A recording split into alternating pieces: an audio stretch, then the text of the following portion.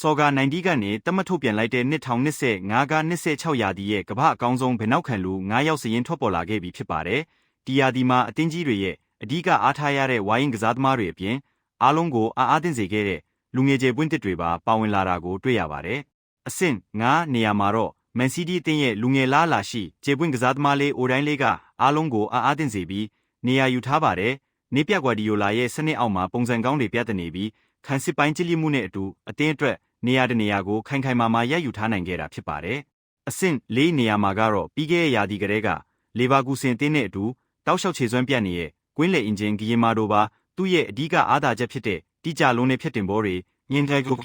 ကန်ချက်တွေနဲ့အတူအသင်းရဲ့တိုက်စစ်စင်မှုပိုင်းမှာအရေးပါတဲ့ဗောလာဟောင်ဂေါ်တယောက်အဖြစ်ဆက်လက်ရပ်တည်နေစေဖြစ်ပါတယ်။အဆင့်၃နေရာမှာတော့ခန်းစီရောတိုက်စစ်ပါကြောက်ဆောင်တစ်ခုလိုစိတ်ချရတဲ့အာဆင်နယ်ရဲ့အားထားရတဲ့တတိုင်းကြီးကာလာဖြူအိုရီရှိနေပါတယ်။အီတလီနောက်ခံလူပြီးဖျက်ထုတ်ပုံတည်ငြိမ်ပြီးခန်းစစ်လိုင်းကိုအကောင်းဆုံးထိန်းကျောင်းနိုင်ုံတင်မကပဲအသင်းအတွက်လိုအပ်တဲ့အချိန်တွေမှာလည်းတိုက်စစ်လိုက်ပါပြီးဂိုးတွေဖန်တီးပေးနိုင်စွမ်းရှိပါတယ်။အဆင့်2ကတော့ဥရောပရဲ့အကောင်းဆုံးကကြေးကွင်းဖြတ်တင်ဘောတွေပေးပို့နိုင်သူလို့သတ်မှတ်ခံထားရတဲ့အီနာမီလန်ရဲ့နောက်ခံလူဒီမာကိုပဲဖြစ်ပါတယ်။ကွင်းလေထီတက်ရောက်ပြီးတိုက်စစ်စင်နိုင်စွမ်းရှိတဲ့အပြင်သူ့ရဲ့ဗကြေးဖြတ်တင်ဘောတွေကတိုက်စစ်မှုတွေအတွက်တကယ့်ကိုအစိတ်တောက်ဖြစ်စေတာဖြစ်ပါတယ်။နောက်ဆုံး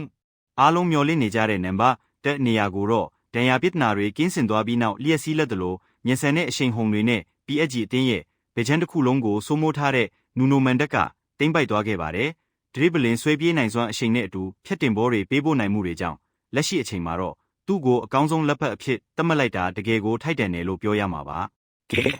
ဘောလုံးဝါဒနာရှင်တို့ရေစော်ကာ90ရဲ့ဒီအဆင့်သတ်မှတ်ချက်အပေါ်ခင်ဗျားတို့ရောသဘောတူကြရဲ့လားခင်ဗျားတို့စိတ်ကြိုက်လက်ရှိကမ္ဘာအကောင်းဆုံးနံပါတ်1အမှုဖြစ်တဲ့ကဘယ်သူဖြစ်မလဲဆိုတာကောမန့်မှာရေးသားဆွေးနွေးသွားကြပါဦး